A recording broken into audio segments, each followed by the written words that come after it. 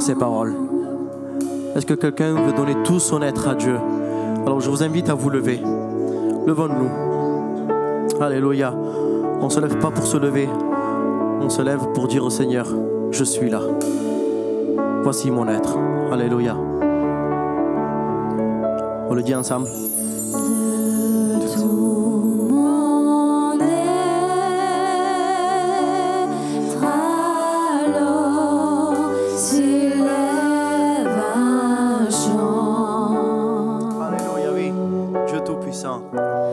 Dieu Tout-Puissant. Oui, Seigneur, tu es grand. Tu es plus grand que tout. Que tu es grand. Alléluia. On le dit encore de tout mon être.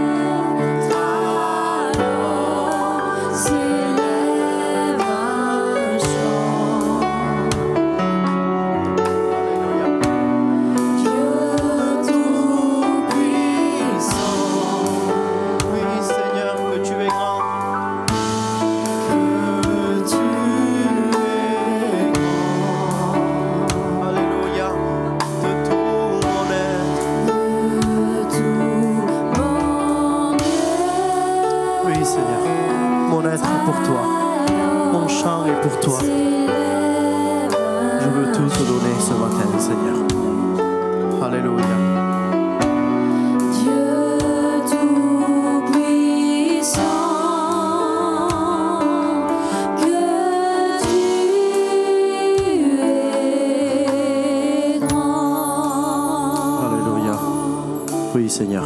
Hosanna. Alléluia. Ensemble. Hosanna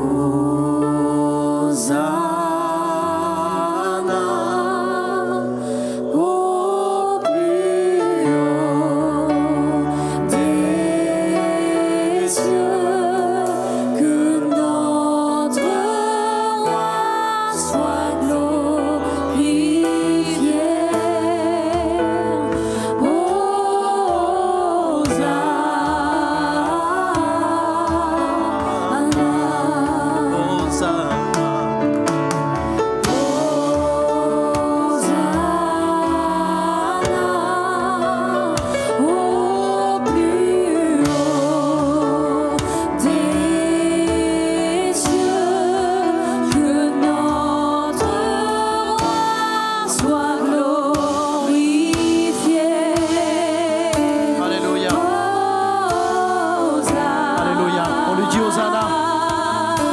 Seigneur, Hosanna.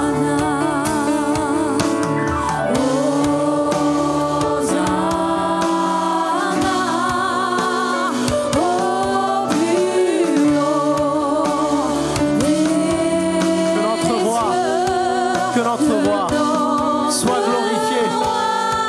Alléluia. Soit glorifié dans nos vies. Soit glorifié dans nos difficultés.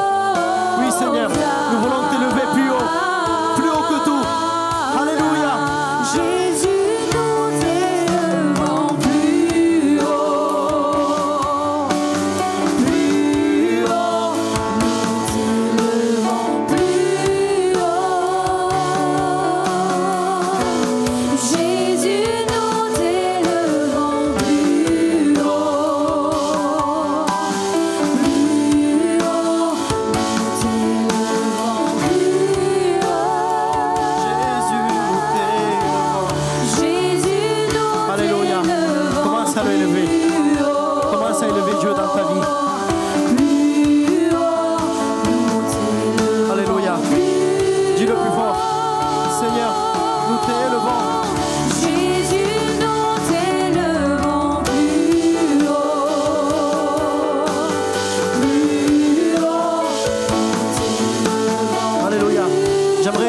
l'église qui le déclare. Jésus. Jésus, nous. Alléluia. Sois glorifié, Jésus. Sois élevé, Jésus. Dis-le comme une déclaration, dis-le comme une conviction que tu l'élèves. Tu fais le choix de l'élever. Et lui, il t'élève avec lui. Il t'amène dans les hauteurs. Dieu cherche des personnes qui l'élèvent ce matin. On le dit encore. Plus haut, alléluia. Plus haut, alléluia. On le dit encore une dernière fois. Jésus. Jésus, nous t'élevons plus haut. Alléluia. Oui, Jésus, tu es élevé dans nos vies. Alléluia. Jésus. Jésus, nous t'élevons plus haut.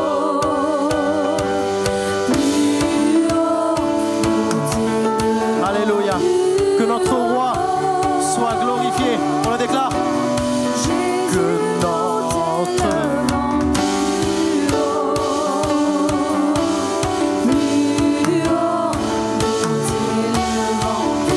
Alléluia. Que notre roi soit glorifié. Que notre roi soit glorifié. Que notre roi soit glorifié. Que notre Alléluia. soit Que notre roi soit glorifié.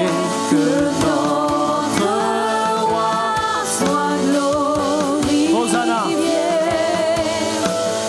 Hosanna. Alléluia.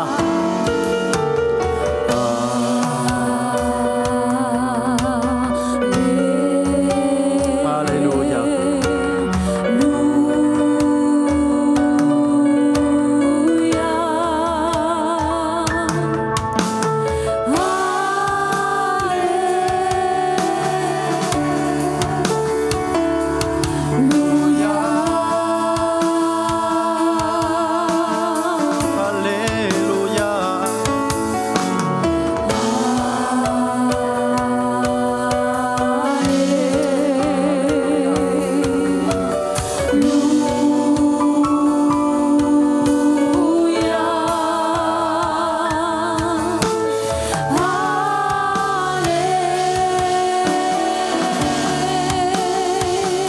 Alléluia. De tout mon être. De tout mon être, alors s'élève un chant. Alléluia, Jésus. Dieu tout-puissant,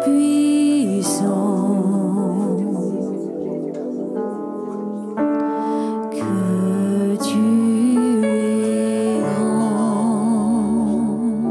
Alléluia, Jésus. De tout mon être, alors s'élève un chant. Dieu tout-puissant,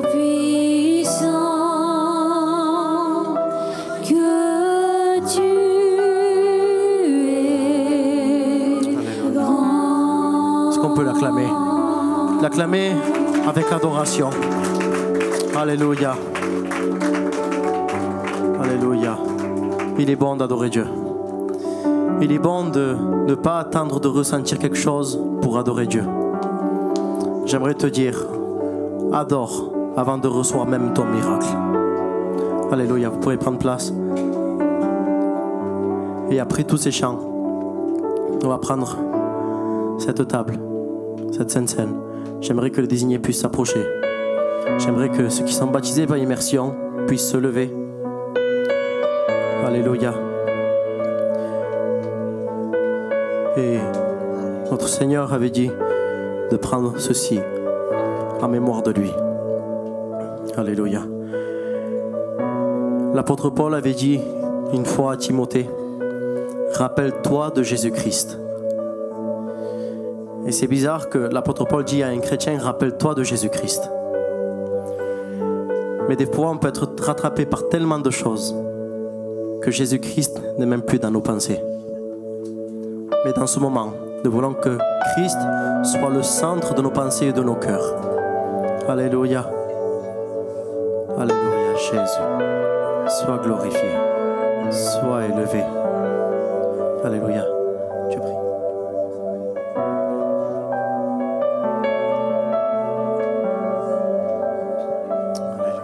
Seigneur, nous voulons te remercier ce matin, Seigneur Jésus.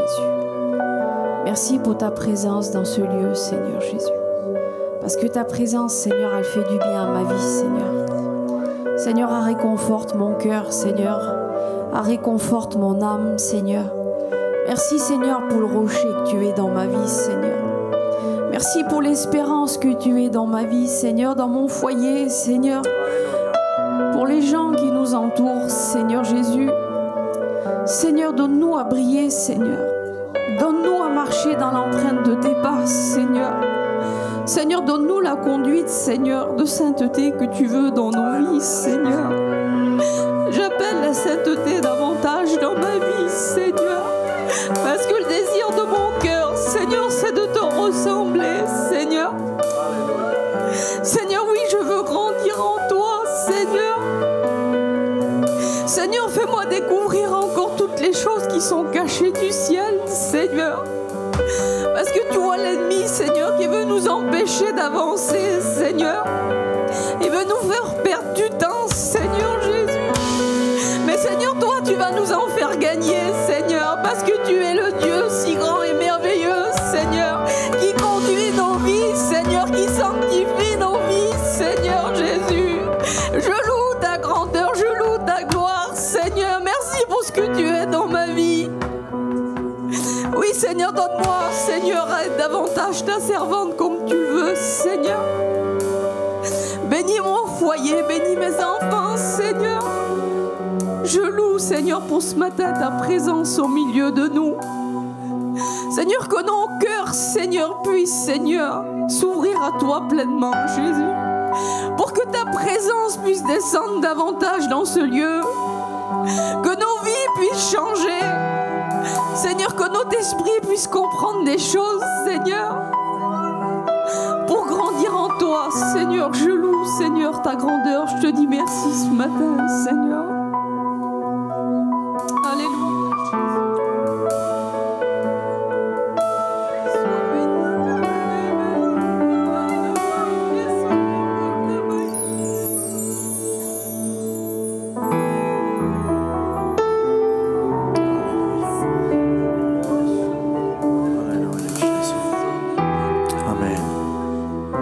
Seigneur, nous voulons plus de toi.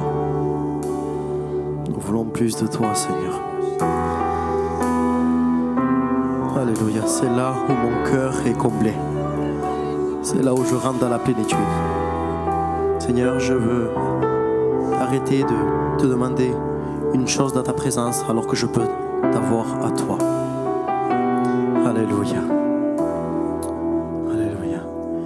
Plus de toi, Seigneur, plus de toi, plus de ta ressemblance, plus de toi,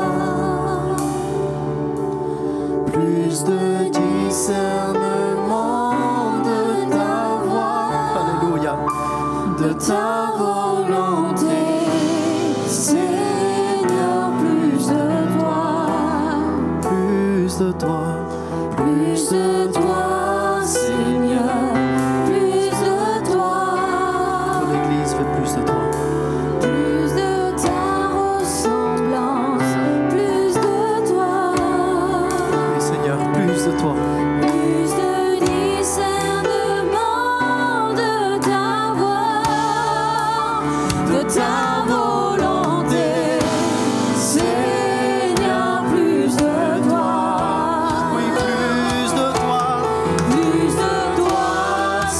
Commence à élever tes mains là où tu es. Et demande plus de lui.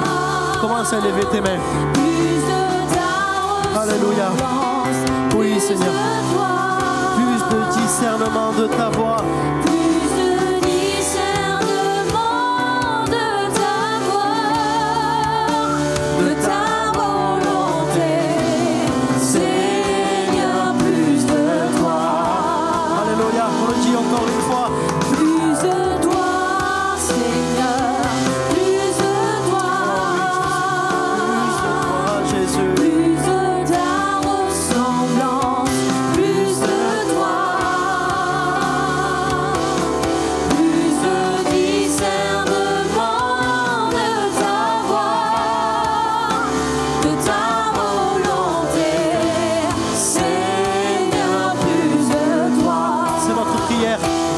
Intercession, plus de toi, plus de toi, plus de toi, plus de toi, plus de toi, alléluia. Plus de ta ressemblance, plus de toi,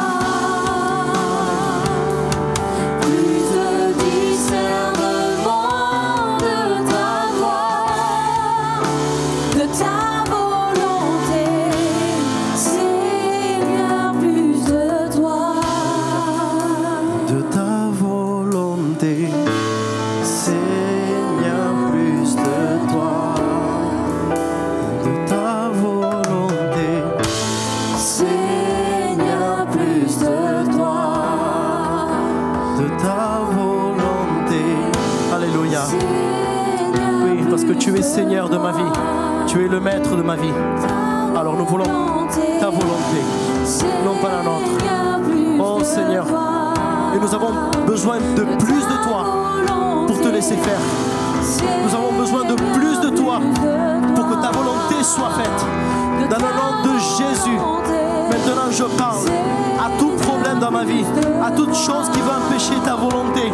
Dans le nom de Jésus, je me lève et je proclame que Christ est mon Seigneur, qu'il est mon maître et que sa volonté soit faite sur ma vie, sur ma famille, sur Perpignan. Alléluia. Oui, Seigneur, ta volonté. Alléluia. De ta volonté. Seigneur, plus de toi. Alléluia. J'ai l'habitude de dire quelque chose, c'est que sa présence nous rassure,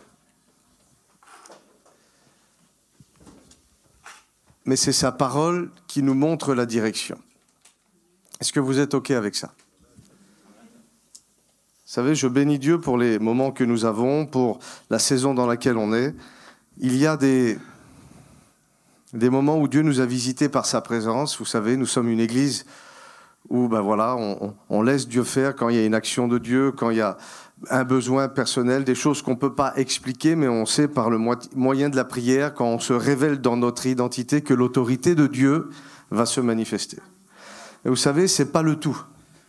Moi, j'ai reçu un verset depuis quelques années qui fait écho dans mon cœur et qui revient sans cesse. C'est quand Jésus dit à certaines personnes qui sont devant lui, « Vous êtes dans l'erreur ». Moi, si vous voulez, j'ai toujours eu une réflexion dans mon cœur par rapport à ce que pourrait être l'erreur pour Dieu. Pour dire la vérité, tu peux aller dans l'église là-bas, ils vont te dire qu'ici, tu es dans l'erreur. Tu vas aller dans l'église là-bas, il va te dire que l'église de là-bas, elle est dans l'erreur. Tu vas dans l'église de là-bas, ils te disent que l'église de là-bas, elle est dans l'erreur. Et c'est une grande problématique parce qu'en réalité, on est tous dans la vérité. Parce que tu ne vas pas dire ce matin à ton église que tu es toi-même dans l'erreur. Mais en fait, ce que l'on pense avoir compris, ce n'est pas ça qui est vraiment important. Ce que l'on ressent, parce qu'il peut y avoir même des actions de Dieu où toi, tu te sens mal. Et ce n'est pas important. Daniel, il est face à un ange. La Bible dit que Daniel tombe, il perd ses forces, il perd sa vigueur, il tremble. Ce n'est pas une sensation agréable, mais il n'est pas en face d'un démon, il est en face d'un ange. Ça veut dire que notre corps, quand il est face, des fois, à certains types de surnaturel, c'est normal qu'il peut avoir des réactions qui ne sont pas toujours agréables. D'accord? Vous savez, quand l'amour de Dieu vient face à quelqu'un, c'est agréable, mais quand la sainteté de Dieu vient face à quelqu'un, c'est très désagréable. Et ça ne veut pas dire que ce n'est pas Dieu. Et ça, il faut arriver à le saisir. Donc, en fait, c'est pas ce que l'on ressent qui va vraiment être important et qui va nous permettre d'identifier certaines choses, c'est vraiment ce qui est écrit. Amen? Vous êtes fatigué. Jésus dit aux pharisiens, vous êtes dans l'erreur. Et il donne les deux raisons. Il dit, parce que Dieu n'est pas le Dieu des morts, mais le Dieu des vivants. Et il dit, vous êtes dans l'erreur parce que vous avez compris ni la puissance de Dieu, ni les Écritures. Et moi, c'est vraiment quelque chose qui a fait écho un jour dans mon cœur, qui est venu comme me percuter, où Dieu me disait, Chris, ne choisis pas d'être un homme de la parole ou ne choisis pas d'être un homme de la puissance, parce qu'il faut que la puissance soit équilibrée par les Écritures, mais il faut que les Écritures te conduisent à la puissance. Donc tu choisis pas l'un ou l'autre, tu prends les deux. Et c'est vraiment ce qui va te permettre de pouvoir avancer et évoluer dans le bon sens. Là où les hommes de la lettre auraient bien eu besoin d'un prophète pour révéler la lettre, eh ben, il y a parfois des prophètes qui ont besoin de la lettre pour s'équilibrer un petit peu. Donc, nous sommes une église qui vit la puissance de Dieu et je le crois. Ici, on se connaît, mais pour la majorité, on a vécu des guérisons, des délivrances. Il s'est passé des choses qu'on n'a pas pu expliquer, mais qu'on a pu, amen, constater. C'est ce qu'on appelle les mystères. Mais il y a aussi des temps, je pense, où il est bien de pouvoir enseigner. Alors, j'ai pas eu à cœur ce matin de vous enseigner un sujet, en particulier. Voilà, j'ai préféré prendre quelques questions. Alors déjà, je vous le dis, je vais pas pouvoir répondre à toutes les questions. Parce que je pense qu'il y en a un petit peu beaucoup. Et je me réserve le droit aussi de ne pas répondre à toutes les questions. Je vais vous dire pourquoi. Parce que pour moi, des fois, il y a des questions, on va commencer à y répondre. Et moi, ce que je veux, moi, aujourd'hui aussi, c'est pouvoir avoir de l'interaction avec vous. C'est que si ma réponse n'a pas été compréhensible, et si toi, tu penses que ce verset voulait contredire ça, on n'est pas dans un débat, mais on a le droit de s'exprimer.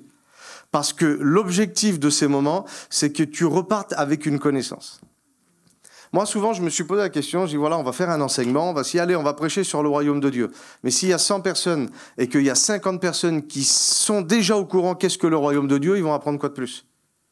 Donc, j'aime bien, moi, de faire un peu des moments comme ça où on peut poser des questions pour que, justement, tu repartes avec des réponses. Il n'y a rien de pire que d'avoir des interrogations dans son cœur. C'est là que le diable vient justement pour appuyer sur les choses. C'est là que les fausses doctrines naissent. C'est là que les fausses expériences peuvent même arriver. Oui. À un moment donné où tu as cru que c'était Dieu qui t'a fait vivre ça, et que quand tu regardes à la lumière des Écritures, tu t'aperçois qu'en fait c'était quelque chose d'émotionnel, peut-être parfois charnel, pour ne pas dire diabolique, mais tant pis, je l'ai dit. Est-ce qu'il y a un bon samaritain qui m'apporterait une bouteille d'eau? Alors, j'ai pris une Bible en cas, si des fois, voilà. Et je vous dis aussi, j'ai pas toutes les réponses. Donc, moi, j'ai aucun problème. S'il y a une question qui est posée et que j'ai pas la réponse, je vais pas faire le super spirituel. Je vais te dire ça, je sais pas. D'accord? On est ensemble? Amen. Alléluia. Alors... Pourquoi Dieu a créé l'homme en premier? C'est une très bonne question. Vous savez qui c'est qui pose cette question-là? C'est ma fille.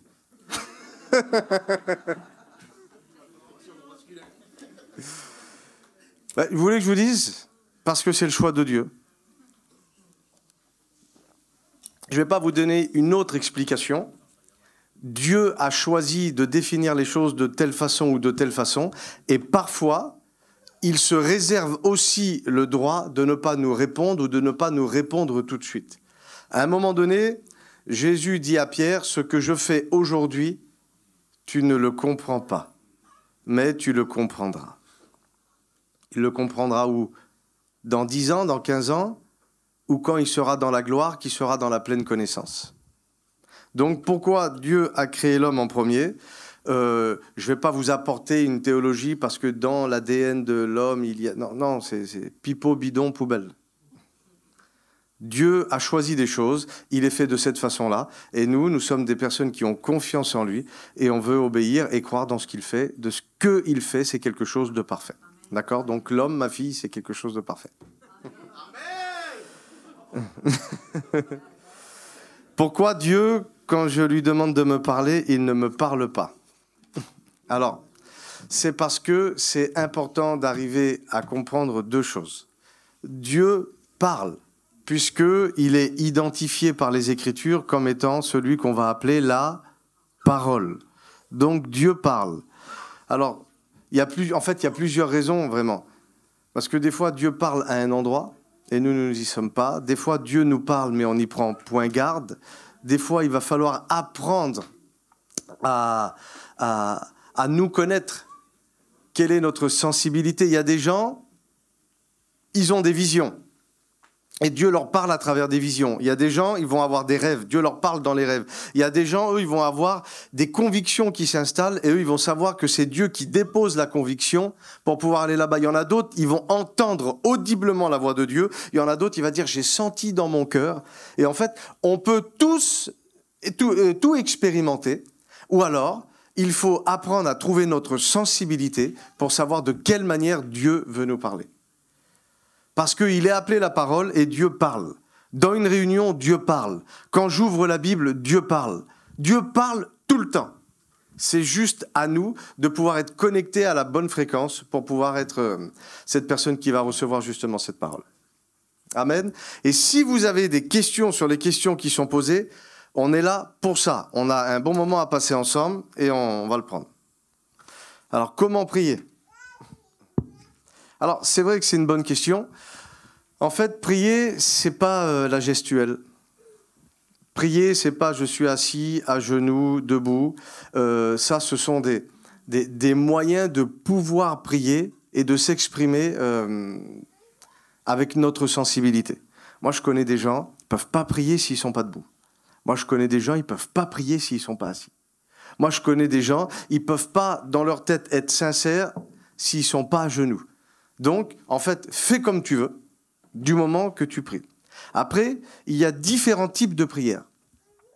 La prière, ça peut être quelque chose de très simple où tu penses à Dieu, parles à Dieu.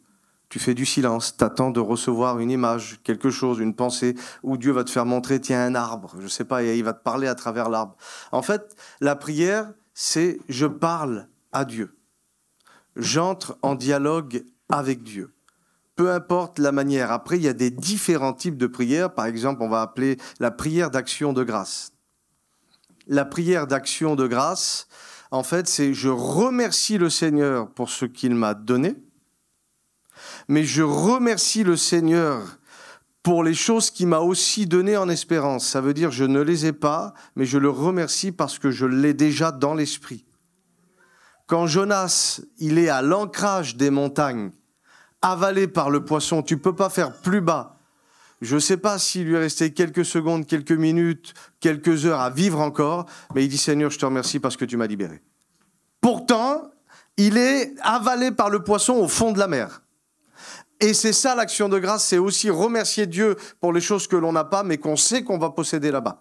En fait, c'est comme si on appelle à l'existence ce qui n'existe pas par la prière d'action de grâce, qui peut être suivie pour certaines personnes par une offrande. Les gens qui sont dans l'action de grâce et qui prêchent la théologie de l'action de grâce vont dire que dans l'action de grâce, nous, on ne prêche pas ça. Ceux qui veulent le faire, c'est bien. Ceux qui ne veulent pas le faire, c'est bien aussi. Mais quand ils remercient le Seigneur pour les choses qu'ils n'ont pas encore, ils accompagnent cette prière par une offrande. Toujours. Et dans l'Ancien Testament, l'action de grâce, on remerciait Dieu par les offrandes. D'accord ? Donc, il y en a, ils combinent les deux parce que pour eux, il n'y a pas un Nouveau et un Ancien Testament, il y a une Bible. Ce qui n'est pas faux non plus. Donc, comment prier pour aussi être exaucé ? Si tu pries sans ajouter l'ingrédient de la foi, bah, tu fais bouger tes lèvres, tu te fais transpirer et tu casses les oreilles de ceux qui sont à côté de toi.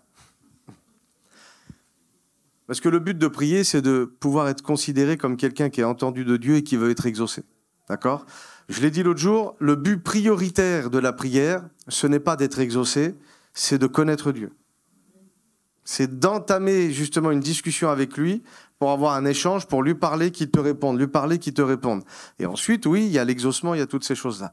Mais si dans ce que tu fais dans la prière, tu n'ajoutes pas la foi, c'est comme si que tu as juste bougé tes lèvres et il ne se passera rien. Bon, après, c'est des grands sujets. J'espère que j'ai répondu un petit peu à ta question. Alors ça, je ne sais pas. Pourquoi Dieu a créé la femme en dernier? Vous avez des problèmes d'existence, non? Eh bien, pour la même raison que je vous ai dit tout à l'heure, parce que c'était le choix de Dieu. Et j'aimerais aussi rajouter, c'est pas parce que Dieu a vu que l'homme était seul sur la terre et qu'il était triste, il dit tiens, je vais lui faire quelqu'un, comme ça il sera tranquille. C'est pas ça. Il faut comprendre le langage de Dieu et le plan de Dieu dans tout ça. D'accord ? Pourquoi la femme a péché en premier? Alors ça, c'est un grand sujet. Est-ce que concrètement, c'est la femme qui a péché en premier?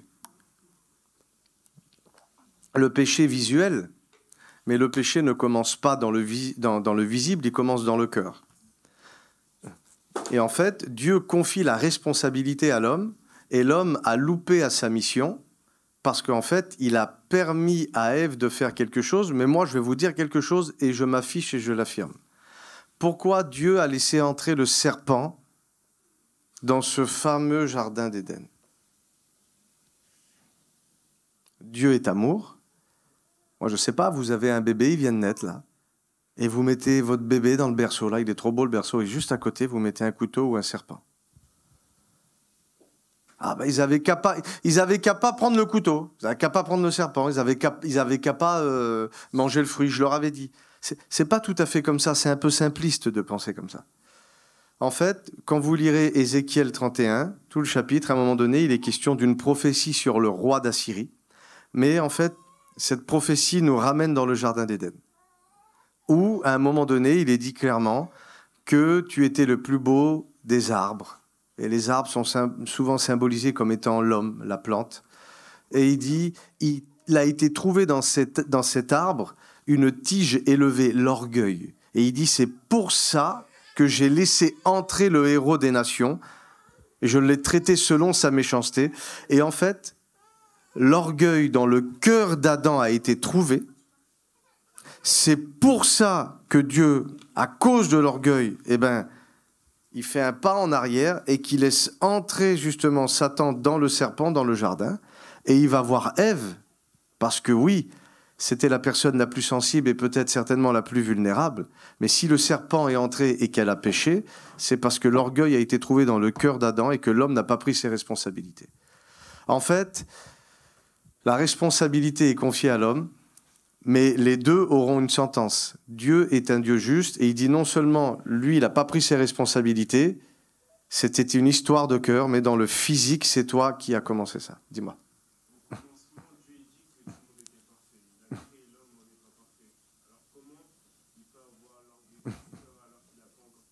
C'est la même histoire que Satan dans le ciel. C'est la même histoire que Satan dans le ciel. Il y a des choses dans la Bible où elles ne sont pas forcément révélées pleinement. Pourquoi ? Parce que je pense, moi, qu'il y a des sujets que, si on entre trop dedans, ça nous fait dévier du plan. Je vais te donner un exemple. Quand Jésus il est ressuscité, juste avant la chambre haute, juste avant la Pentecôte, tous ces hommes ils vont vers Jésus, ils nous disent, s'il te plaît, avant de partir, dis-nous, ça va être quoi les signes de ton avènement ? Explique-nous c'est quoi le royaume de Dieu. Explique-nous toutes ces choses-là. Regarde ce que Jésus dit.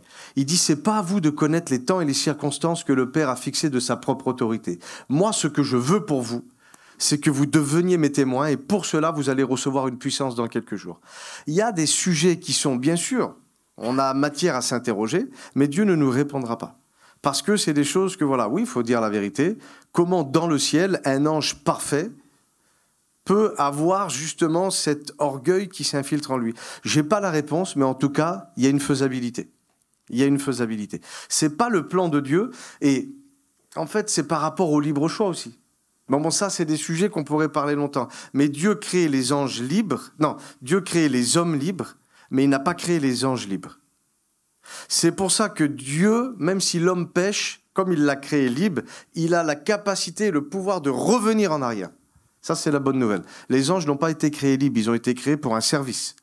C'est pour ça que quand eux, ils se sont détournés du plan, ils n'ont pas la capacité de revenir parce que Dieu ne leur a pas donné la liberté, ils l'ont prise. Tu vois ? Donc, je n'ai pas vraiment de réponse, mais en tout cas, moi je me dis que Dieu, dans sa sainteté, dans son amour et dans son accomplissement, il sait exactement ce qu'il fait et pourquoi il le fait. Voilà. Mais c'est une question intéressante. Bon, ça a été la même question que tout à l'heure. Ça va, on est ensemble ? Par contre, la prochaine fois, faites-moi grâce. Ou alors, mettez quelqu'un qui sait écrire.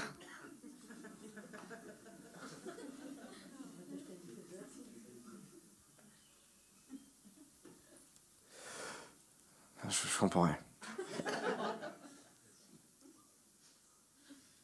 Je comprends pas. J'ai de la meilleure volonté du monde. Hein.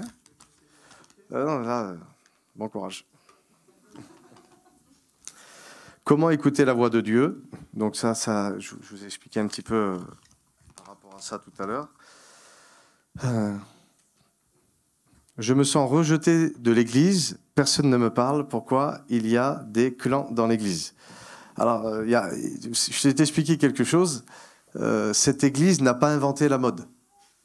Tu sais pourquoi ? Parce que cette Église est composée d'êtres humains. Moi, je te le dis, je ne peux pas te dire combien de dénominations j'ai pu faire, que ce soit en France, que ce soit dans des pays étrangers, des gens qui n'ont rien à voir, des baptistes, des charismatiques, des super charismatiques, des catholiques. J'ai prêché partout. Et en fait, l'herbe, elle n'est pas plus verte à côté.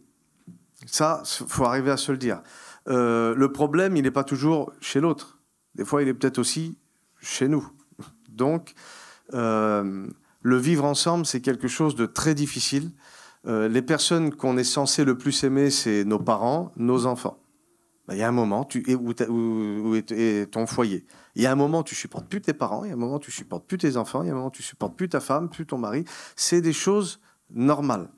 Le problème, c'est comment on fait pour le régler, justement, ce problème. Tu vois ? J'aimerais qu'on puisse se poser des questions, surtout nous, ici. Eh ben, notre vision, c'est d'arriver à ce que les cultures arrivent à se mélanger, arrivent à vivre ensemble. Mais la vérité, je ne connais pas d'église dans ce que j'ai pu faire partout qu'on réussit à le faire. Il y a un moment donné, que vous voulez ou pas, il y aura une communauté qui sera un peu plus forte. Et en fait, je pense que moi, la première des idées qu'il faut avoir, c'est se placer devant Dieu et de dire « Seigneur, tu m'as appelé où ?» Parce que je ne vais pas à l'église pour les gens. Je ne vais pas à l'église pour la compagnie. Je vais à l'église parce que dans cette église, Dieu m'y veut. Voilà. Pour deux raisons. Non seulement pour me construire, pour m'édifier, mais ensuite pour me faire travailler dans un service, dans quelque chose qui ne sera pas toujours forcément lié à l'église directe, mais c'est ici que je m'équipe pour pouvoir faire ce que j'ai à faire ensuite. Et la vérité, il y a des fois, je vais me prendre la tête avec Chiquita, et puis le lendemain, on va se réconcilier. Et puis pendant que je me réconcilie, je passe 2 mois avec lui, et puis je néglige l'autre, là. Et puis l'autre, il dit « Ah, ça y est, il a son nouveau copain, lui. » Et même plus. Et le problème, en fait, c'est un peu de l'immaturité, c'est un peu de la gaminerie. Et puis après, il y a... Et ça, c'est intéressant de parler de ça. Il y a toute cette nostalgie qui peut revenir. Avant, j'étais pas si mal, quand même. Et puis au début, on n'avait pas ces problèmes-là. Ah, puis en fait, le diable, il est vraiment venu mettre sa main parce qu'il n'y a plus d'amour dans cette église. Mais s'il n'y a plus d'amour dans cette église, aime les gens, toi. Le problème, c'est qu'on est sans cesse en train d'essayer d'attendre de recevoir alors que tu es appelé à donner. Ça fait combien de temps que tu n'as pas invité un foyer à manger chez toi ? Ça fait combien de temps que tu n'as pas été visité ? Ouais, ça fait 3 fois que je vais chez elle, et elle me répond pas. Vas-y 4 fois. C'est vrai ce que je vous dis. Hein. C'est important que si on veut que les choses changent, il faut commencer à nous changer. Voilà. J'arrête, je vais prêcher, je vais te crier dessus après.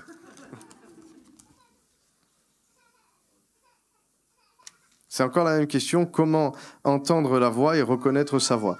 On fera une prédication là-dessus parce que 3 mêmes questions, faut s'interroger là-dessus. Voilà, c'est des bonnes questions. Je comprends rien. Pourquoi les cultes et les je sais pas quoi le jeudi ne sont jamais à l'heure ? Ah oui, les réunions le jeudi. Vous avez qu'à arriver à l'heure. Non, ici à Perpignan, on a relevé le problème, c'est que l'été et l'hiver, les gens, ils ont du mal à venir à l'heure. Et pour moi, je vous le dis, je juge personne, mais je vais vous le dire quand même, à cause de vous, on perd des gens. Je vous le dis pourquoi. Quelqu'un qui doit laisser son enfant quelque part, faire une demi-heure de route, arriver, il a 2 heures pile pour pouvoir aller à la réunion, c'est où là, toi, t'arrives tranquille, toi, 3/4 d'heure après et tout ça. Les gens ne se sentent pas respectés. Ils ne peuvent pas tenir leurs engagements. S'ils font garder leurs enfants, ça va leur coûter 30 € de plus. Ils changent d'église. Tout simplement, ils changent d'église. Après, il y a aussi, je ne sais pas, moi, si tu crois qu'ici, Dieu te parle, eh bien, déjà, tu ne respectes pas Dieu, tu ne respectes pas les gens qui font le service, qui font le boulot, et tu ne respectes pas ton pasteur. Parce que tous les gens que nous sommes, nous avons tous une vie. Et si, à cause de ta négligence, il faut que je perde 2 ou 3 heures par semaine, ça fait combien à l'année? Ça fait combien en 10 ans? Parce que toi, tu manges trop tard. Parce que toi, tu voulais regarder la fin de la série. Parce que c'est toujours comme ça. Donc, c'est une bonne question. Je ne sais pas, moi, à chaque fois que je suis là, j'essaye que les réunions, par exemple, si on dit 20h30, qu'à 20h40 maximum, elles soient démarrées. On n'est pas non plus la Gestapo, on n'est pas à 10 minutes près. Mais il faut amener une rigueur. Et si vous voulez que cette église aussi, elle continue de grandir, ce sont tous des petits détails sur lesquels il va falloir travailler. Dis amen, toi qui arrives en retard. Ah. Comment garder mon attitude devant les gens avec leurs mots qui me font très mal? Et ça arrive, hein, malheureusement. Il faut savoir qu'il y a des gens qui peuvent te faire du mal de manière intentionnelle et il y a des gens qui peuvent te faire du mal de manière, c'est pas conscient. C'est parce que eux-mêmes sont blessés dans un domaine et ce qu'on dit, nous, c'est que les blessés blessent. Les bénis bénissent. Donc, en fait, moi, j'ai retourné le problème à l'endroit, à l'envers, parce que je suis toute l'année depuis très longtemps, et peut-être que c'est lié à mon appel, à mon ministère, dans des zones de conflit où on m'appelle pour me poser la question sur comment je gérerais le problème, comment il pourrait se passer ça. Et en fait, il y a un moment donné, j'ai donné ce type de conseil-là où tu peux t'isoler. La personne, elle est toujours en train de te faire du mal, alors tu t'isoles un peu de cette personne-là parce que tu veux te protéger. Et c'est vrai que ça peut être des solutions ponctuelles. J'ai bien dit ponctuelles. Le temps que les situations se calment, le temps peut-être que la personne en face, elle comprenne, le temps peut-être que toi, tu guérisses. Mais vous voulez la solution? Est-ce que vous voulez la solution? Meurs à toi-même. Ce que les gens disent, tu t'en fous. Ce que les gens ne disent pas, tu t'en fous. Qu'on te dise des paroles blessantes, t'imagines ce qu'il m'a dit? Mais t'es surpris, t'es un être humain. Tu n'as pas à lutter contre la chair et le sang. Et dans les capacités que Dieu nous a données, oui, on peut chasser les démons, mais Dieu peut aussi nous rendre sourds. C'est pas grave ce qu'il a dit. Un jour, il comprendra. C'est pas grave ce qu'elle n'a pas fait. Parce que je veux rester là, parce que Seigneur, peut-être que c'est à moi de l'amener au Seigneur. Et là, c'est un plan. Écoute, va. Si le diable a compris, par exemple, que moi, je dois amener Fafi au Seigneur, si le diable a compris ça, Fafi va devenir mon ennemi parce que le diable va essayer de manipuler Fafi pour que moi, je m'éloigne de Fafi. Mais moi, je suis un serviteur de Dieu, tu es une servante de Dieu, on est des serviteurs de Dieu ensemble, et on doit amener les âmes au Seigneur. Donc non, Fafi peut me dire ce qu'il veut. Alors, ça ne veut pas dire que je ne peux pas avoir de discussion, mais je nourris rien dans mon cœur, et ma main, elle sera toujours tendue. Voilà. Et ça, c'est important de le comprendre. Ou alors, fais ce que tu veux, mais c'est une source de garantie, ce que je te dis. Il y aura un moment donné, tu finiras tout seul. Tu auras toujours raison. Tu écouteras seulement les prédications qui te conviennent, alors tu auras l'impression de te nourrir, mais tu te nourris. C'est comme le gars qui va au restaurant toute l'année. Hein. Je vise personne. Il va au restaurant toute l'année, il est comme ça. Non, notre chiquitam, je ne parle pas pour toi. En fait, ce qu'on a besoin, c'est d'une nourriture équilibrée. Et quand on est à la table du Père, des fois, il y a des pâtes avec du gorgonzola, puis des fois, il y a des haricots verts sans beurre. Pourquoi? Parce qu'il faut que notre corps puisse avoir ses 5 fruits et légumes et cette alimentation. Et c'est pas parce qu'on va dans une église, qu'on écoute des prédications, qu'on est vraiment connecté à la parole que Dieu veut nous dire. D'accord ? Si Dieu t'a connecté dans cette église et que tu crois dans cette église, ou peu importe l'église où tu vas, tu dois prendre la nourriture qui t'est donnée et la mettre en pratique. Donc moi, je te dis, meurs à toi-même et il y aura beaucoup moins de problèmes. Amen.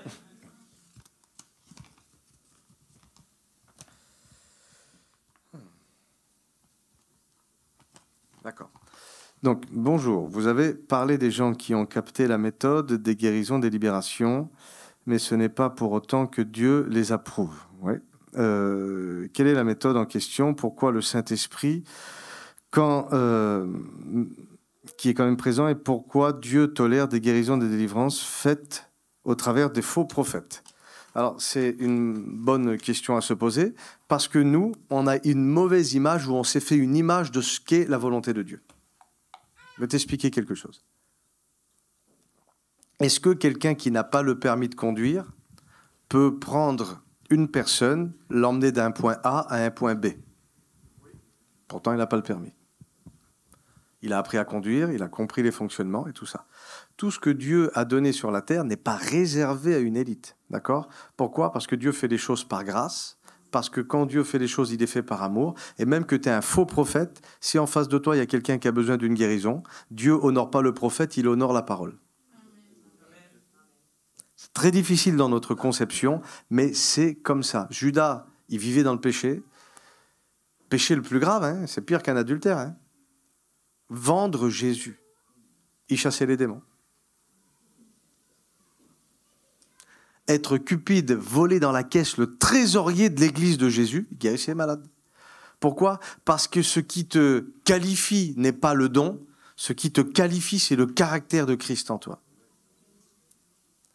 Et il le dit, vous savez, c'est pas tous ceux qui disent Seigneur, Seigneur qui seront sauvés. Il dit, je leur dirai, arrière de moi, vous qui commettez l'iniquité. Et ce qui est terrible, c'est que pendant que Jésus dit ça, Judas est là, hein, il est en train d'écouter une prédication pour sa propre vie. Il prophétisait, il faisait les miracles, il chassait les démons. Écoutez, excusez-moi, je vais vous le dire comme ça peut peut-être être un peu choquant et je voudrais troubler personne.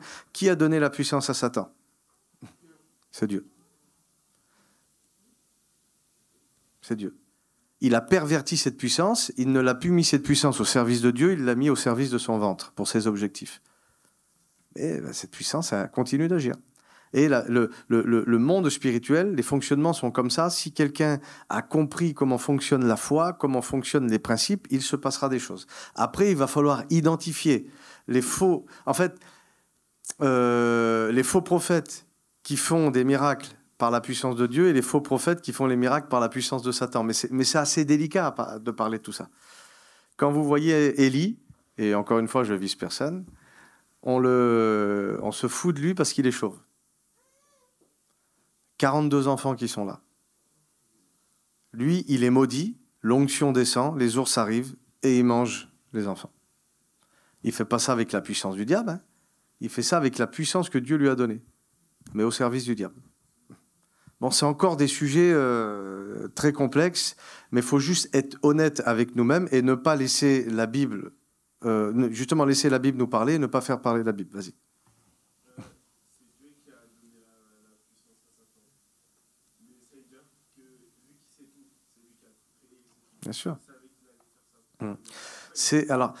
C'est la grande question que tout le monde va pouvoir se poser. Ce sont des questions très logiques. Moi, je sais une chose, c'est que l'agneau a été immolé avant la fondation du monde. Donc, avant que les problèmes existent, Dieu avait déjà créé les solutions. D'accord ? Et dans cette relation que Dieu veut engager avec nous, il engage une relation sur une base de confiance et de libre choix. Alors, ce qu'il y a, si tu veux, Dieu, quelque part, ne nous demande pas d'être d'accord avec tout ça. Il nous dit, c'est comme ça. Pourquoi il a créé l'homme en premier ? Je ne sais pas, c'est comme ça. Après, on peut avoir des réponses personnelles, des choses comme ça, mais tu prends la Bible de Genèse à Apocalypse, je vais te faire une étude de 3 heures, il faut dire la vérité, tu savais que le diable, il allait arriver, pourquoi tu l'as créé ? C'est tout ? On ne sait pas. Franchement, on ne sait pas. Mais on sait une chose, c'est qu'il a donné la puissance à l'être humain de pouvoir dominer sur le diable. Dieu n'a pas créé le diable, il a créé Lucifer, un ange parfait pour un objectif. C'est Lucifer qui a créé Satan, c'est pas Dieu qui a créé Satan. Mais bien sûr que dans la préscience de Dieu, il savait comment ça allait arriver. Mais c'est pour ça que même en sachant ce qui allait arriver, il a dit l'agneau de Dieu a été immolé. Ça veut dire que dans le plan de Dieu, Jésus avait déjà été à la croix, dans le cœur de Dieu, avant que Satan ne devienne Satan. Voilà. Donc, bon, j'ai répondu un petit peu comme ça. Il y a des fonctionnements, mais en fait, la bonne question à se poser, je vais t'expliquer pourquoi. Quelque chose. S'il y a des gens du monde qui arrivent à prier pour des gens et qui sont exaucés, c'est bien dommage que l'Église n'ait pas exaucé. Donc, en fait, si dans le cœur du chrétien, il est trouvé la foi, l'obéissance, la persévérance, voici 3 clés pour pouvoir justement vivre des délivrances, vivre des guérisons et vivre l'expansion du royaume. Ça, c'est 3 clés. Tu peux le définir comme tu veux, obéissance, foi, persévérance. Voilà. C'est pas lié à notre vie. Regardez que le livre des Hébreux, il dit voici les héros de... Voilà, pas les héros de la sanctification. Voilà. Donc, encore heureux, parce qu'au bout d'un moment, si on est persévérant dans la sanctification, dans ces choses-là, je vous le dis, à un moment donné, vous mettrez des genoux à terre. À un moment donné, tu crieras sur ta femme. À un moment donné, tu vas foutre une claque à ton enfant. À un moment donné, tu vas ça. Et puis, c'est comme si que tout ce que tu as essayé de bâtir, là, ça s'effondre en une fraction de seconde. Donc, alors, faut tout recommencer. Non, justement, Jésus, il est venu. C'est par la foi qu'on chasse les démons. C'est par la foi qu'on arrive à la vie éternelle. C'est par la foi, c'est par la foi, c'est par la foi, c'est par la foi. Alléluia.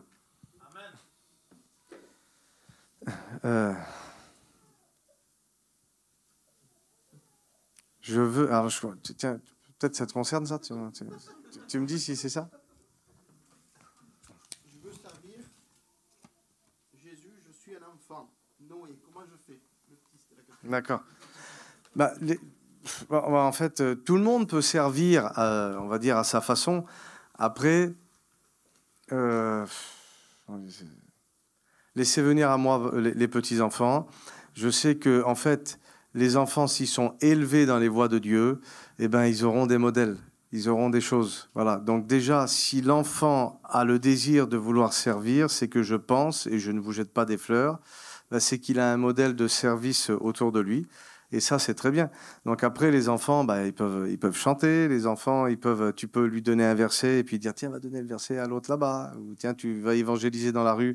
Toi, tu veux donner un prospectus, ils vont dire, non, je ne veux pas de ton truc. Mais si c'est un enfant, il est gentil, le petit. Tu vois, tu peux l'utiliser pour servir comme ça. Ça, c'est une belle question. Oui, c'est un bulletin. Il a voté, mais il n'a pas dit pour qui, toi.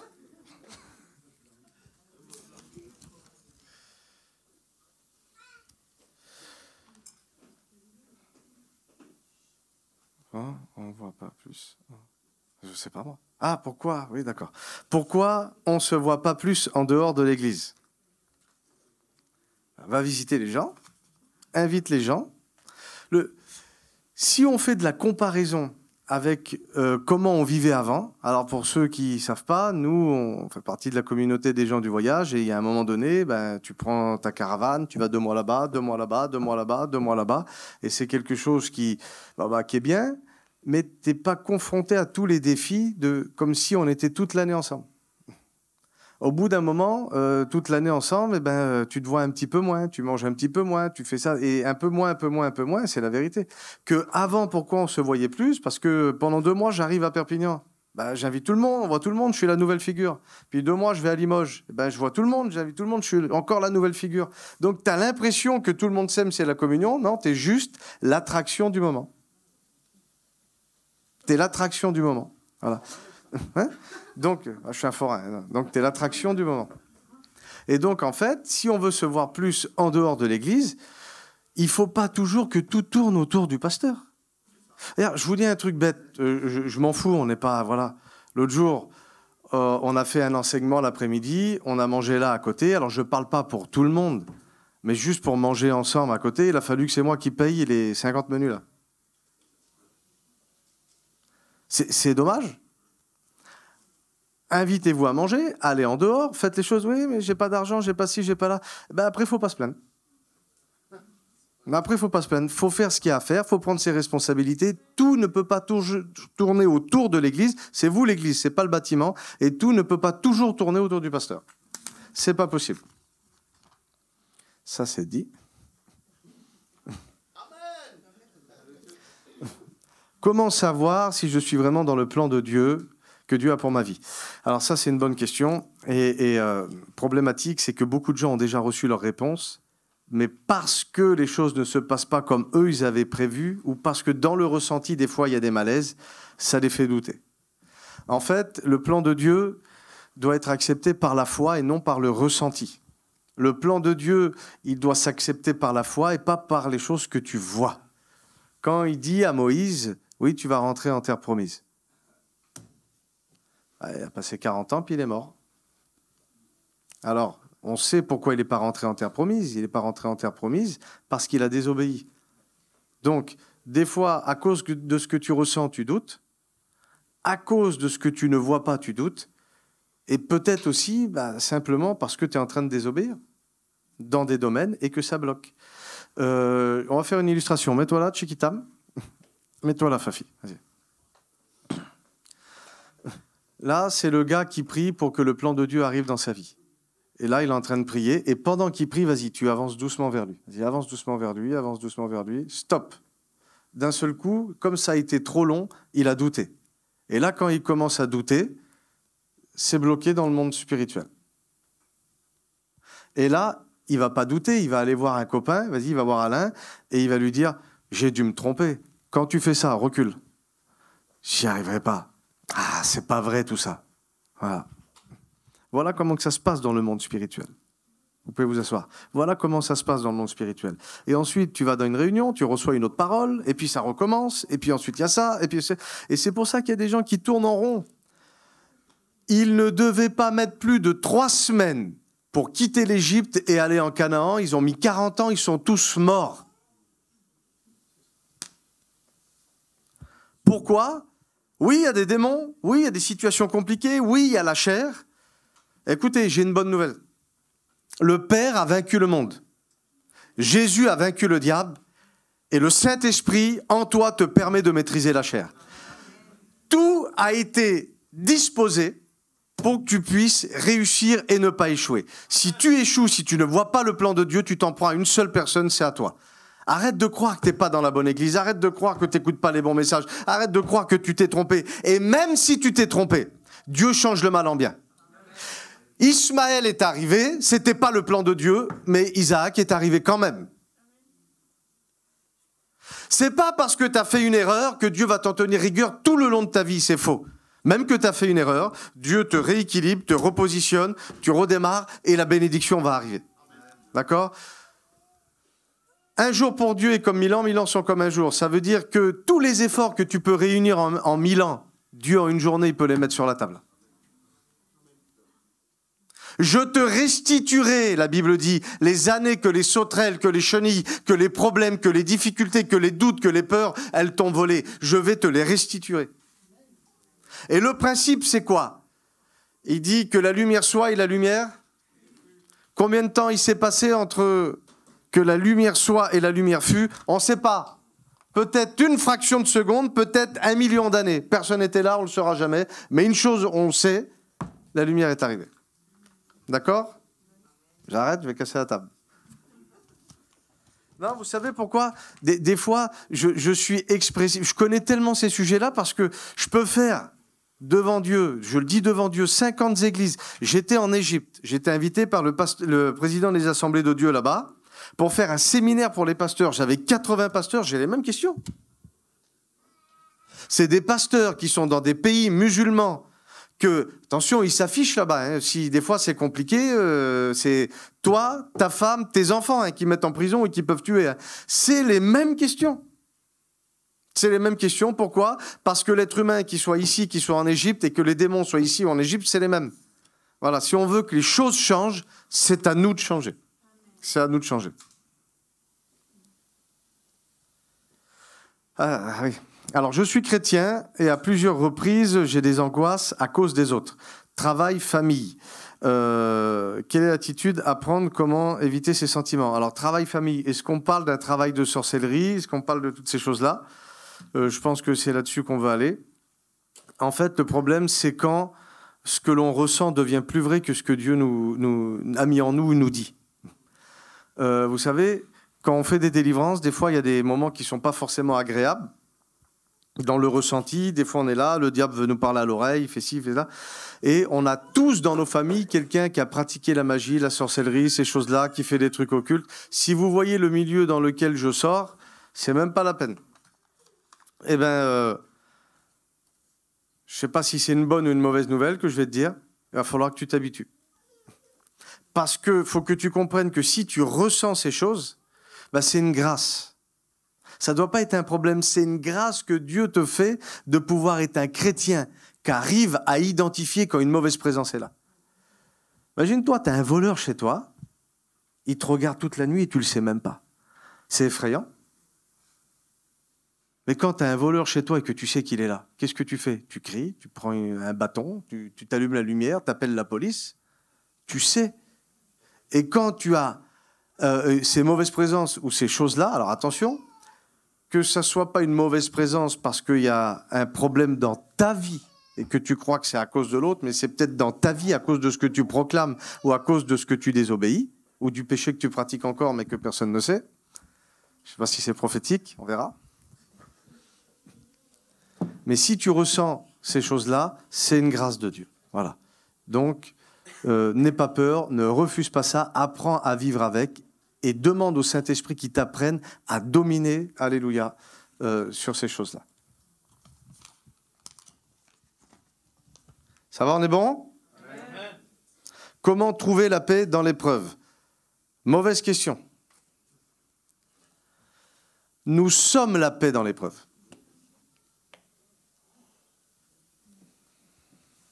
Je l'ai amené, je vais l'ouvrir. Hein. Alors, c'est dommage, je l'ai fait l'autre jour pour les filles, là. Personne a un déodorant ou un parfum par là? J'avais pris l'illustration l'autre jour, j'avais pris un déodorant et j'avais symbolisé ça comme étant la vie de quelqu'un. Et en fait, quand on est oppressé par les situations de la vie, j'avais appuyé et donc le déodorant, il sortait là. C'était pour dire que les choses qui viennent nous oppresser, il y a quelque chose qui va sortir de nous. D'accord ? Et la Bible dit, Galates chapitre 5, verset 19, que les œuvres de la chair sont évidentes. Ça, c'est quelqu'un qui n'est pas censé être en Christ, qui n'est pas censé être chrétien. Il dit, c'est-à-dire l'inconduite, l'impureté, la débauche, l'idolâtrie, la magie, les hostilités, les discordes, les jalousies, les fureurs, les rivalités, les divisions, les partis pris, les envies, les ivrogneries, les choses mauvaises et encore toutes ces choses semblables. Ça, ce sont les païens. Malheureusement, il y a encore plein de chrétiens que c'est comme ça. Mais c'est pas grave, avec le temps, avec la restauration, avec les guérisons, avec la compréhension, ces choses-là, moi je crois que, même que ça fait 15 ans, ben, ça peut encore partir. Pourquoi ? Parce que tu n'es pas destiné à ça. D'accord ? Normalement, tu es une nouvelle création. D'accord ? La Bible dit que la nouvelle création a déjà commencé et elle va trouver son plein accomplissement en deux choses, c'est par ton obéissance et ensuite par l'enlèvement de l'Église. Ton obéissance et l'enlèvement de l'Église. Mais le fruit de l'esprit. Donc le jour où tu as dit Seigneur, je te demande pardon pour mes péchés, je reconnais, j'accepte, patati patala, Jésus vient en toi avec son esprit. Et le fruit de l'esprit, ça veut dire que les choses, la graine que Dieu vient planter en toi, il disait ça, c'est l'amour, la joie, la paix, la patience, la bonté, la bienveillance, la fidélité, la douceur, la maîtrise de soi. Donc en fait, comment avoir la paix ? Non, tu l'as déjà. Tu l'as déjà. Ce qu'il faut apprendre, c'est comment je fais pour la manifester. Comment je fais pour la manifester. Donc ça veut dire que quand je suis né de nouveau, que la situation vient m'oppresser, normalement je dois être la paix dans cette situation. Et en fait, la paix n'a pas pour but de se manifester ou d'exercer son ministère dans les jours de paix. La paix exerce son ministère dans les jours d'épreuve. La paix ne t'enlève pas de l'épreuve. La paix influence l'atmosphère de l'épreuve. Et tous les enfants de Dieu, à la nouvelle naissance, ont reçu la paix. Et même Jésus, avant d'aller à la croix, il disait aux apôtres, il dit, je vous donne ma paix. Et je vous donne pas comme le monde donne, parce que le monde donne d'une façon et il reprend d'une façon. Mais quand Jésus donne, même le faux prophète, il peut continuer de manifester la paix. Parce que Dieu a donné. Parce que Dieu a donné, et c'est comme ça. Ça va, on est ensemble ? Après, je ne vous parle pas de logique, de choses qu'on veut établir, je vous parle de choses bibliques. Et je ne vous dis pas que c'est facile, mais je vous dis, mais j'ai compris une chose, si Dieu l'a dit, ben, ça peut se faire. Si Dieu l'a dit, ça peut se faire. Ben, on revient aux mêmes questions, ça serait bien que dans l'Église, on soit plus proche. Eh bien, sois plus proche. Vous savez, écoutez, j'ai mon petit, moi, il a le bras cassé. J'ai une mère qui est, c'est un peu compliqué, à mon avis, elle est un peu malade, mais elle nous dit rien. J'ai mon père, c'est pas simple, parce qu'il il a été connu dans plein de systèmes. Aujourd'hui, il y a la police, il y a les impôts, il y a le fisc, il y a toutes ces choses-là. Donc, il commence à s'avancer en âge, on a des soucis personnels, on a pris une direction, on ne va pas revenir là-dessus, depuis ces 3-4 ans, voilà, il y a des vidéos, il y a des discussions, il y a des choses, on essaye de maintenir le cap. Et moi, j'ai une belle-mère, ça fait 4 ans qu'on se bat avec le cancer. Tous les jours, parce qu'on est des serviteurs de Dieu, parce qu'on veut, on va chez des gens, on appelle des gens, on prie pour les gens, on fait ça. Oui, des fois, on n'a pas toujours envie, mais il faut se discipliner. C'est ça, un disciple. C'est ça, un disciple. Si tu veux ton diplôme qui va te permettre pouvoir d'aller postuler pour avoir un travail, tu t'es discipliné pendant 10 ans et tu as été faire tes études. Voilà. Il y a des choses, elles sont comme ça. Donc, comment on fait? Attends, arrête d'attendre que les autres fassent. Fais. Arrête d'attendre que les autres fassent. Fais.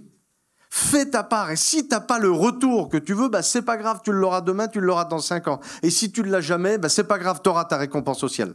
Mais tu l'auras fait. Voilà. L'évangile rétroviseur, ça n'existe pas. C'est pas toujours pour l'autre derrière, c'est pour toi. C'est pour toi. Pourquoi les réunions commencent jamais à l'heure? Devant Dieu.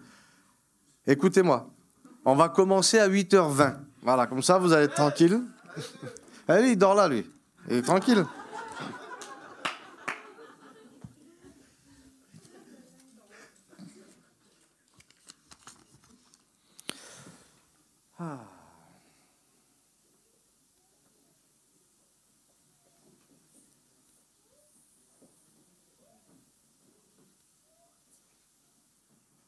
Non, ça, c'est une prière. Quelqu'un qui prie pour moi. Alors, on se laisse encore 10 minutes. Hein. Alors, attends,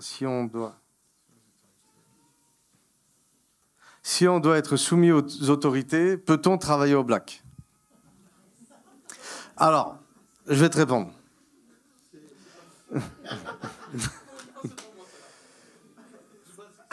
Moi, je vais me défausser.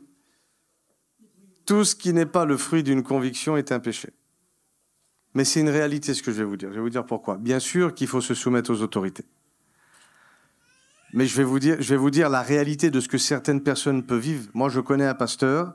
Un jour, il a tout voulu faire ce qu'il fallait. Il s'est mis en règle. Il a fait ce qu'il a fait. Il a fini avec un contrôle fiscal et il a fermé l'entreprise. Voilà. Donc, c'est très compliqué. Bien sûr, il faut aller par là.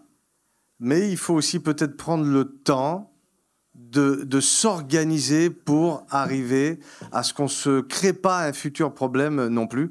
Mais ça, 90%, les gars, je vous le dis, pour la majorité qu'il a, c'est le problème du gitan. Parce que le problème du gitan, il n'a jamais été appris à déclarer, il n'a jamais été appris ça, il a toujours été appris à travailler avec des espèces, que quelqu'un de normal, lui, il est obligé de tout déclarer parce que tous les mois, ça arrive sur son compte. Et maintenant, c'est prélevé à la source. Donc, le problème, il est résolu. Donc, en fait, je pense même que le problème, il va plus loin. C'est pas qu'une question de finances. C'est une question de mentalité qui doit être renouvelée dans plusieurs domaines. Voilà.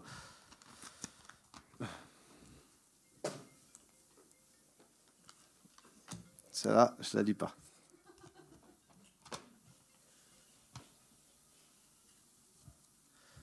Alors, pourquoi a-t-on changé le programme des réunions de jeunes? Alors, pour 2 raisons. Pour deux raisons. Première raison, c'est parce qu'il y a un responsable des jeunes, Ayrton, à qui on a confié cette fonction-là et qu'on croit qui fait le mieux pour les jeunes. D'accord ? Et pour deuxième raison, il faut simplement être intelligent. On parle juste d'intelligence. C'est l'été. Un jeune, il n'a pas toujours envie de venir à la réunion. Pour beaucoup, c'est un travail d'évangélisation. Ben oui, va faire les réunions sur la plage. Ben oui, fais des réunions un peu plus tard. Fais des choses de jeunes. Tout simplement. Voilà. Donc, moi, à la limite, je ne sais même pas pourquoi on fait les réunions de jeunes ici. Parce que tu les renfermes dans une église, tu les habitues dans quelque chose pour que... En fait, la réunion de jeunes doit permettre aux jeunes de pouvoir se réunir ensemble. Et ensuite, les jeunes, par contre, ils devraient venir au culte. Ça, c'est un autre sujet. Mais les réunions de jeunes ont été confiées à Ayrton. Il fait comme il l'entend. Et ce qu'il fait, c'est très bien. Alors, tant pis si tu n'as pas de voiture. T'as qu'à te faire amener.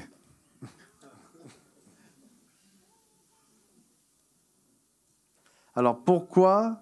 dans la parabole du festin, il y a un homme qui ne portait pas le bon vêtement et il a été jeté en dehors. En fait, si tu veux, tous les évangiles, ce qu'il faut arriver à comprendre, c'est que concrètement, ce n'est pas le Nouveau Testament à proprement dit. Les 4 évangiles, c'est comme une charnière qui permet, ou un virage, si tu veux, de basculer d'une dispensation à une autre, de basculer d'une façon de faire que Dieu avait à une autre. D'accord ? Et donc, il y a beaucoup de choses que, aujourd'hui, nous, on ne va pas comprendre systématiquement. Pourquoi ? Parce que ce sont des discours qui sont pris dans des contextes en fonction des traductions juives, des traditions juives, en fonction de personnes qui étaient présentes. Écoutez-moi, demain, vous écrivez la réunion ici, là. Il faut juste être honnête. On écrit tout ce qui s'est passé. Et dans 1000 ans, il y a quelqu'un qui va lire. Je vous garantis qu'il n'y a pas la moitié qui va comprendre. Même s'il pourra expliquer un peu. Parce qu'il n'aura pas vos rires, il n'aura pas vos pleurs, il n'aura pas les émotions qu'on a transmises, il n'aura pas les amen, il n'aura pas tout ça. Donc, il verra en partie. Et aujourd'hui, on veut établir des doctrines fermes, définitives sur des choses où on n'était pas là il y a plus de 2000 ans. Avec des retraductions, des retraductions et des retraductions. Donc non, si on peut... aller au simple, voilà. Dieu nous a donné un vêtement blanc pour aller au ciel. Voilà, et en fait, c'est prophétique par rapport au revêtement que Jésus veut nous donner pour justement pouvoir entrer tout ça. Mais vraiment, ce que Jésus a voulu dire sur le moment, j'en aurais pas la capacité et je pense qu'aucun homme de Dieu sur terre aurait la capacité de faire ça et ça serait dommage de dire qu'on l'est. Voilà. C'est pas possible.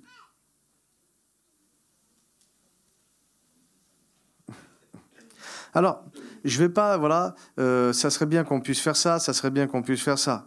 Moi, c'est pas ça mon sujet de ce matin, c'est question biblique, pratique pour ta vie chrétienne.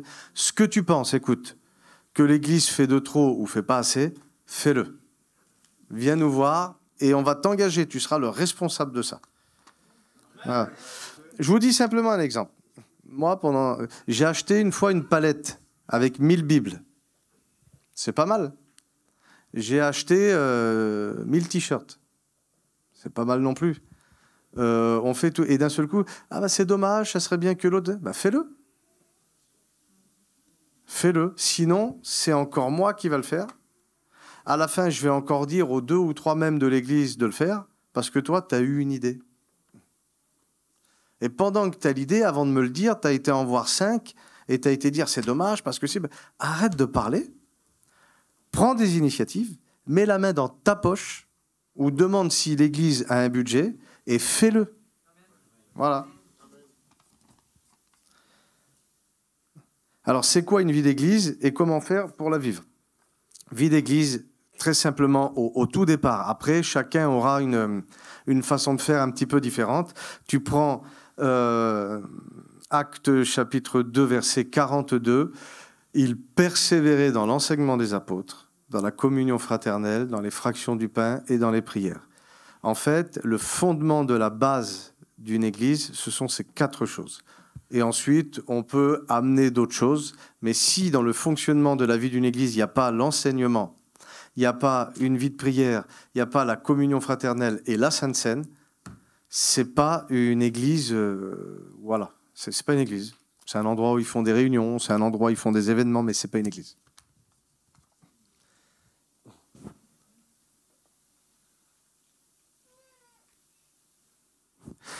Alors, dans Acte 2, il parlait en langue et les gens comprenaient ce qu'il disait et nous, on ne comprend pas. Donc pourquoi ? Parce que à la chambre haute, c'est pas le parler en langue. C'est la diversité des langues. Peut-être certainement qu'il y en a qui ont parlé en langue, mais c'est pas expliqué dans le texte. Pourquoi les autres comprennent ? Simplement parce qu'ils ont une diversité des langues. C'est pas le parler en langue. Le parler en langue, c'est une langue que personne ne comprend. Je vais vous dire pourquoi. À moins que quelqu'un l'interprète, c'est parce que Dieu veut que tu gardes ton intimité avec lui. Vous savez que Satan comprend toutes les langues ?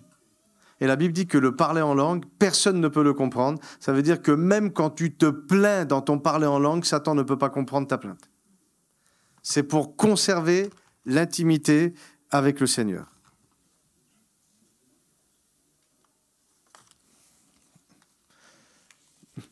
Alors,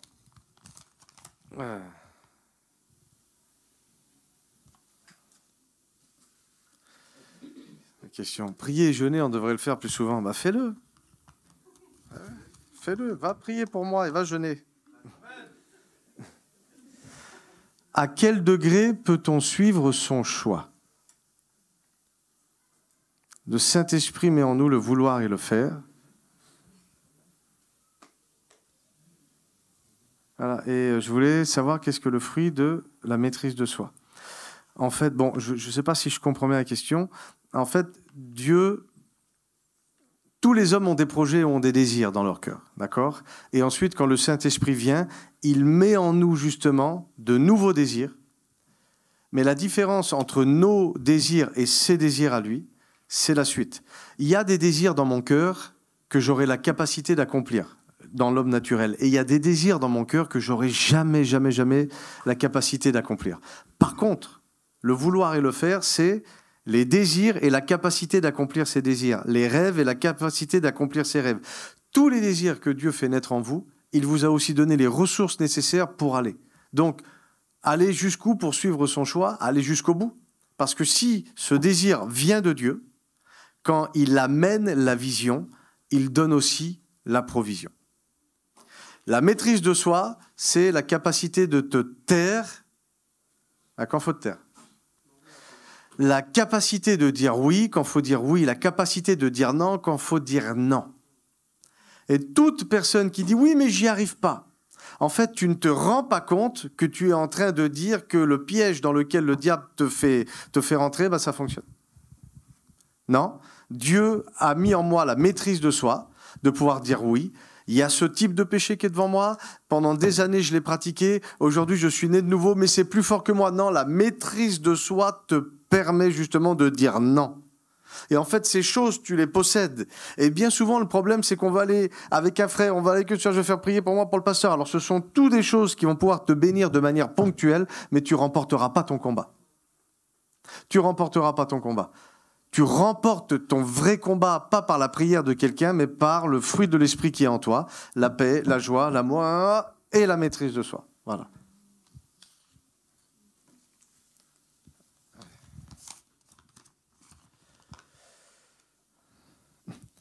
Alors, pourquoi tout le monde veut prêcher, mais que personne ne veut évangéliser ? C'est si important pour l'autre.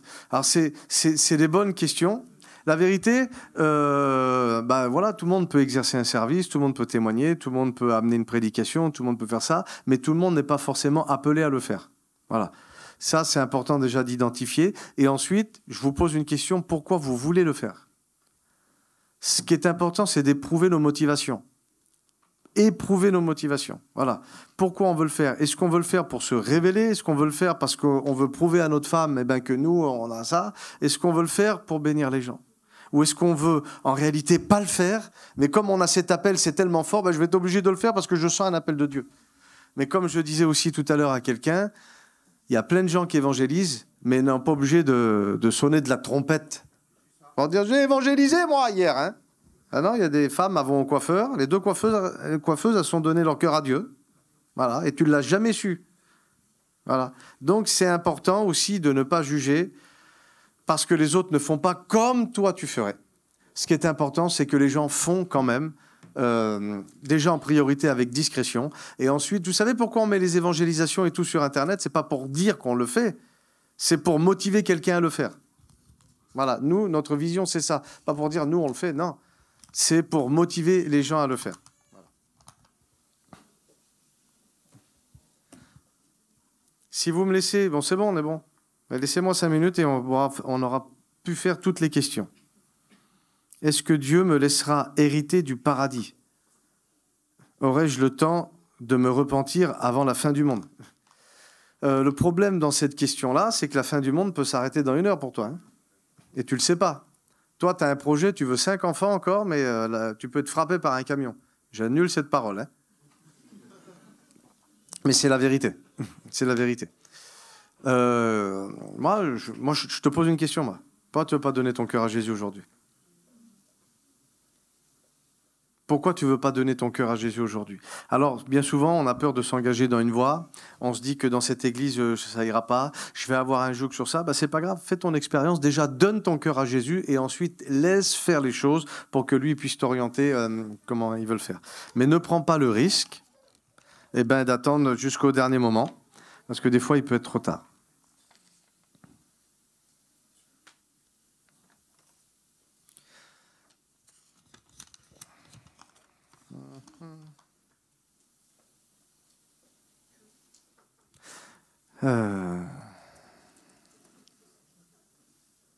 Trop long. Ça va, on est bien? Est-ce que ça vous aide au moins des moments comme ça? À pas faire toutes nos réunions comme ça? Alors pourquoi 4 évangiles dans la Bible et pas plus? Parce que c'est le choix de Dieu. Voilà. En fait, alors je ne vais pas apporter, mais voilà, c'est bien d'avoir 4 personnes, ça fait tu as un angle de vue différent. Mais il n'y a pas que 4 évangiles, hein, il y a 66 livres. Est-ce que tu as lu le livre du Deutéronome, toi qui parles? Le livre des Lévitiques. Ça aussi, c'est des livres à lire. Alors ça, c'est une vraie question, mais ça, en fait, si tu veux, l'amour fraternel peut se refroidir et il peut y avoir des distances entre les communautés. Écoute, moi, je vais souvent, par exemple, à MLK. À MLK, tu as des communautés malgaches, tu as des communautés ivoiriennes, tu as des communautés congolaises, tu as des vrais Français purs de souche. Et que tu le veuilles ou pas, au bout d'un moment, tu vas dans ton monde. Et c'est pas... bien sûr qu'on peut essayer de lutter contre ça, parce qu'on ne veut pas que les cultures infiltrent l'Église dans les doctrines. Mais tu ne peux pas empêcher les gens d'aller vers les gens qui leur ressemblent le plus, si tu veux. Par contre, si toi, tu penses qu'il y a des choses à faire pour justement être un peu plus ensemble, viens nous voir, développe un projet et on va t'aider. Et on va t'aider. Tu sais, je me pose, est-ce qu'il faut amener l'équilibre dans tout ça? Quand Jean dit à Jésus, hier dans l'Apocalypse, il dit « Je voyais des langues de tout peuple, de toute nation. » Ouais. Alors, c'est pas plus beau? Mais je me suis posé une question. Il n'a pas dit « Je vois un peuple avec une langue. » Il dit « Je vois plusieurs peuples avec plusieurs langues. » Donc, même dans le ciel, on voit la différence des peuples. Et n'oubliez pas que les peuples, c'est Dieu qui les a créés. C'est pas nous qu'on a créé un peuple, Dieu a créé les peuples. Et il y a un équilibre dans tout ça. Il faut que la culture s'arrête là où l'écriture commence. Donc ça, d'accord.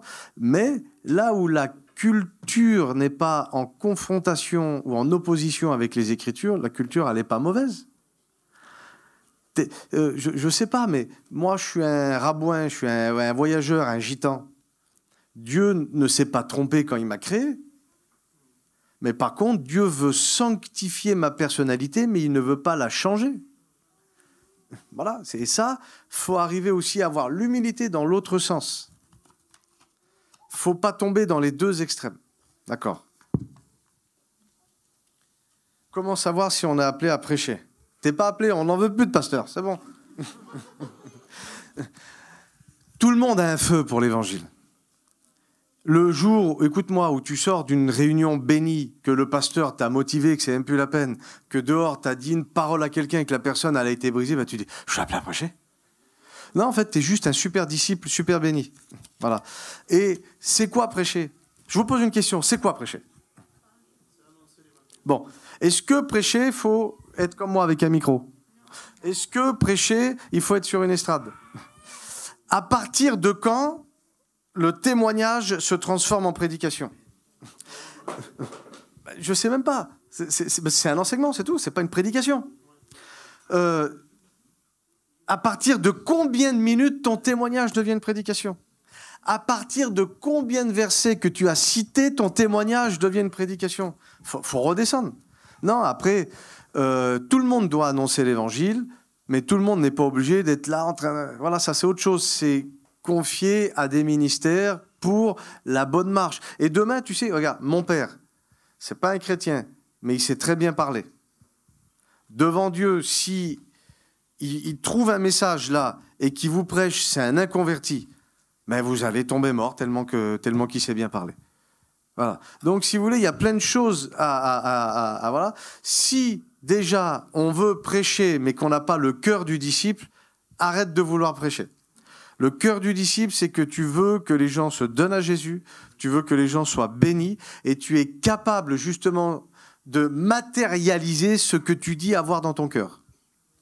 Avant de prêcher par la bouche, peut-être un peu cliché ce que je dis, prêche par ta vie. Et comme on dit chez nous, ouille. Double ouille. Pourquoi Martin Luther a enlevé le livre d'Enoch dans la Bible? Je ne suis pas convaincu que c'est Martin Luther qui a fait ça, mais le livre d'Enoch, alors c'est un grand sujet, il n'a pas été reconnu dans le canon protestant, ni été reconnu dans le canon catholique. Donc, on dit que ce sont des hommes qui ont vécu des expériences, qui ont fait... Par exemple, moi, j'ai vécu des expériences. C'est ça qu'il faut arriver à comprendre. J'ai vécu des belles expériences. Mais que je ne pourrai jamais expliquer. Parce que c'est mon expérience.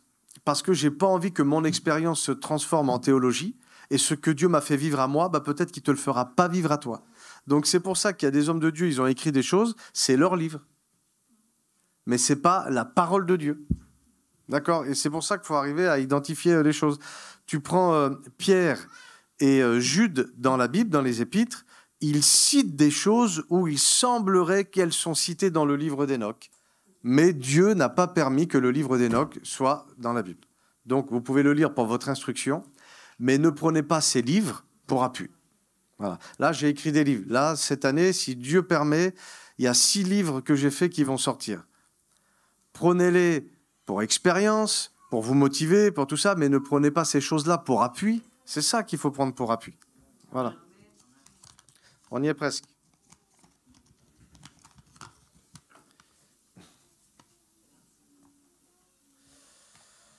Oh là là. Je vais te répondre, hein, tant pis. Comment Jésus arrive-t-il à toucher le cœur ou l'âme d'un mari adultère? Tu veux que je te réponde? Je ne sais pas comment il va le faire, mais je sais qu'il peut le faire. C'est tout.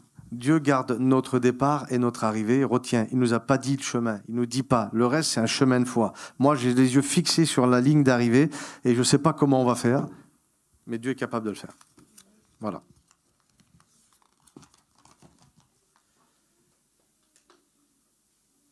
Quelle est la différence entre témoigner et la vocation d'un témoin?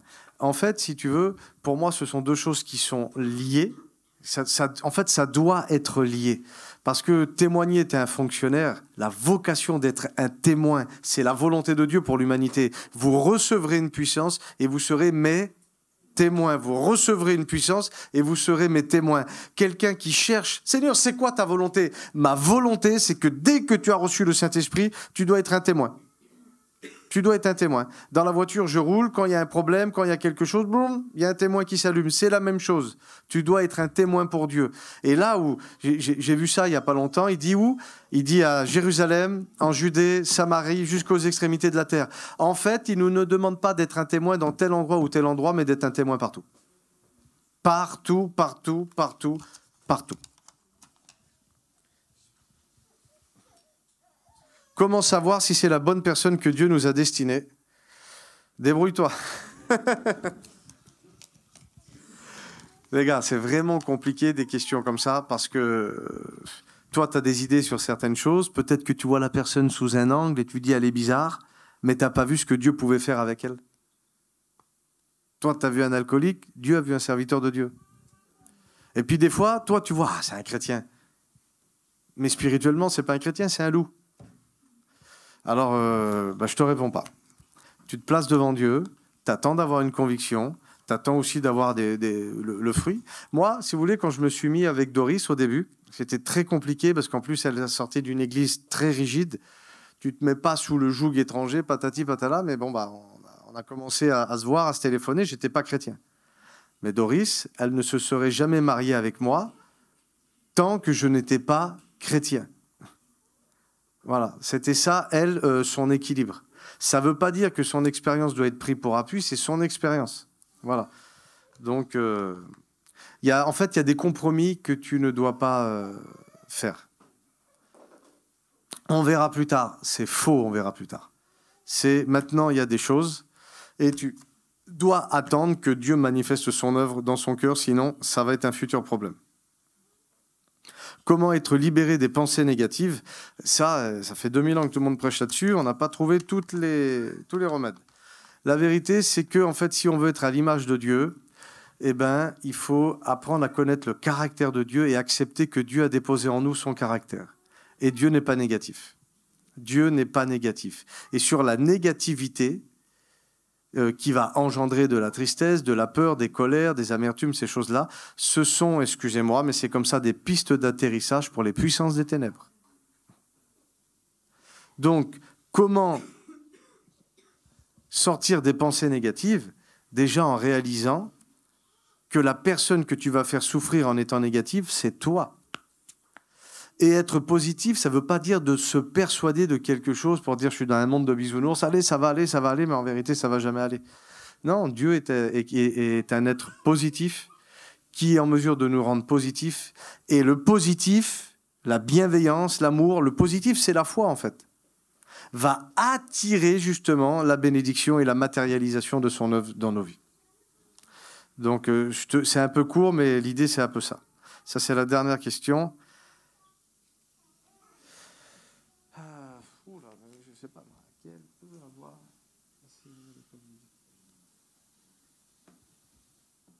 Tu m'aides? À quel peut assérer à l'école biblique?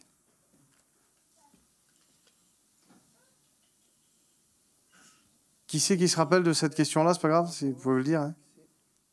Qui pourrait avoir accès à l'école biblique? Qui n'aurait pas le droit d'accéder à la connaissance? Personne. Personne. Donc tout le monde peut accéder à l'école biblique. Nous, on a donc fait une école biblique l'année dernière qui s'est très bien passée. Après, la vérité, ça coûte de l'argent. C'est pas évident pour tous les étudiants, pour tout ça. Donc on a opté pour une autre formule, si vous voulez. Et même si l'école biblique en présentiel, oui, il y a des moments où l'onction, elle passe, les gens ils parlent en langue, il s'est passé des bonnes choses. Mais la vérité, ils ont passé des bons moments, mais je ne sais pas s'ils ont retenu beaucoup de choses. Parce que tu te souviens du moment, tu ne te souviens pas forcément de ce qui est dit, parce que ça fait beaucoup d'informations, il y a des choses. L'autre, il a fini de manger, il est là, après, de 3h à 4h, il n'écoute plus le cours, il dort sur la table, enfin, c'est tout. Donc, on a pris la décision, et je pense que c'est bien, on les a tous mis en ligne sur des liens qui sont non répertoriés.